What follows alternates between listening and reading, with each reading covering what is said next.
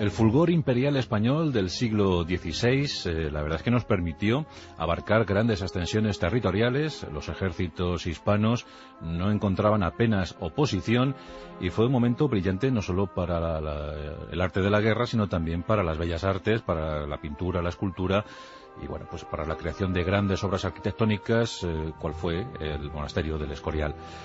Pero eso no libró a España de fuertes disensiones internas sobre cómo debían llevarse las cosas y cómo debían conducirse los asuntos en el exterior. Y no menos conatos conspiranoicos se produjeron en la propia corte española. Los reyes Carlos I y Felipe II fueron testigos de muchísimas refriegas, de grandes enfrentamientos políticos que pretendían hacerse con el poder, o por lo menos con el favor del monarca.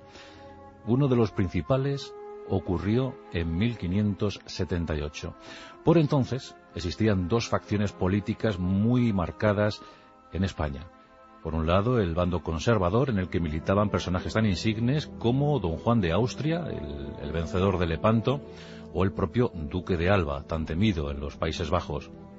En el lado más liberal, pues se integraban otros personajes también muy notables.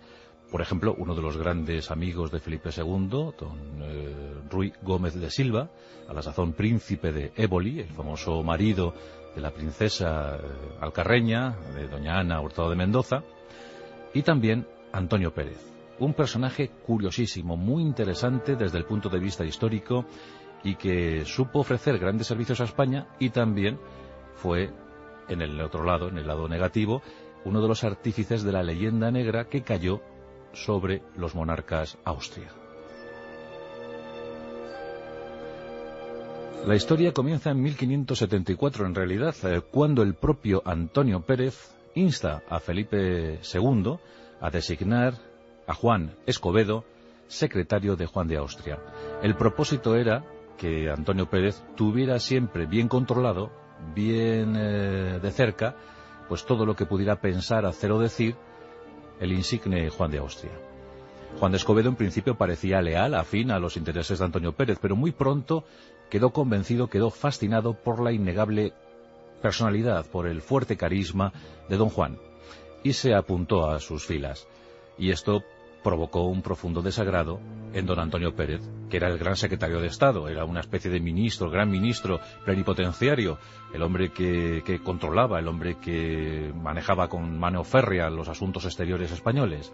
Bien, pues esto desató esa pequeña desazón o gran desazón en el alma de Antonio Pérez, quien veía que su bando, que su facción, podía quedar muy perjudicada, sobre todo si Juan Escobedo empezaba a hablar, empezaba a investigar, como de hecho parecía que se estaba produciendo. Por entonces ya digo que la situación era terrible y Juan de Austria, entonces era gobernador de Flandes, pues mandó a su secretario, a Juan Escobedo, a Madrid, para que mediase ante el rey, para que otorgase mayores fondos en sus asuntos de Flandes y sobre todo para que procurase ya un puente decisivo que permitiera regresar a España a Juan de Austria.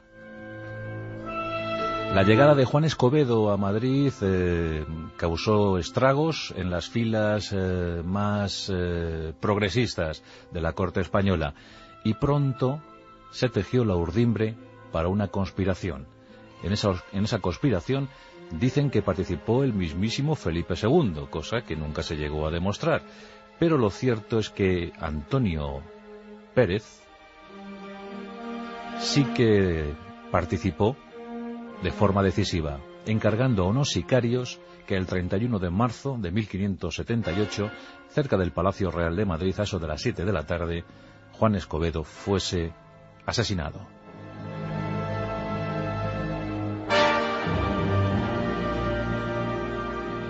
La muerte supuso una zozobra política de alta magnitud en España, sobre todo en ese bando antes aludido, el conservador. Juan de Austria, el duque de Alba, montaron en cólera y exigieron la cabeza de los culpables, no solo los culpables presenciales, sino los intelectuales. Felipe II se tapó ante este grave asunto, pero no pudo impedir que se detuviera a Antonio Pérez como gran instigador de aquel asesinato. Esto aconteció en 1579, unos meses más tarde. Desde entonces la sospecha pues acompañó a Antonio Pérez, quien vio muy debilitada su posición, incluso perdiendo cargos, honores, rangos. La verdad es que se sospechaba entonces que Juan de Austria tenía pruebas más que suficientes para demostrar la corrupción instalada en el seno de esta facción política. Y claro, todos o muchos estaban comprometidos. De ahí el asesinato, de ahí esa pérdida de esa vida. Bien, pues durante los siguientes años Antonio Pérez sufrió cárcel en un par de años y luego pues acabó huyendo en 1589 a Aragón. ¿Por qué? Porque era hijo de aragonés y los fueros aragoneses le protegían al tener su raíz natal en aquella tierra.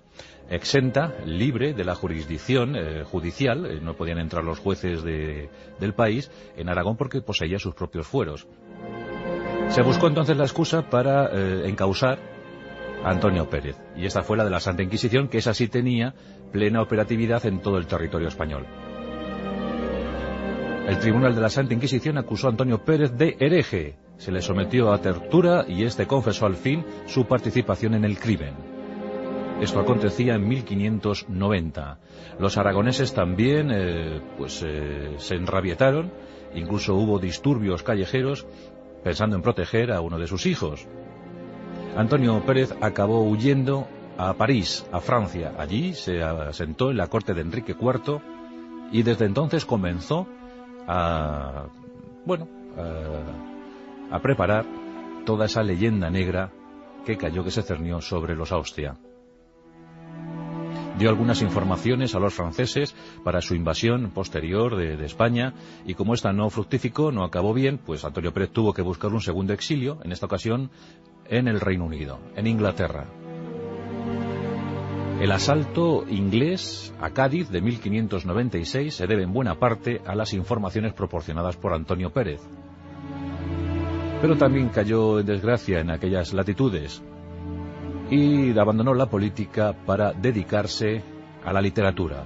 Escribió algunas obras, dos en concreto, Las relaciones y las cartas, que tiñeron de negro el mandato, la corona, la monarquía de Felipe II. Murió en 1615, el 7 de abril de 1615, en París. Y desde luego, en el debe y en el haber hay que poner cosas favorables y cosas muy perjudiciales para España. Pero sobre todo eso, que se le considera uno de los artífices de la leyenda negra española. El despechado, el desheredado, el acaso traicionado por su señor, Antonio Pérez.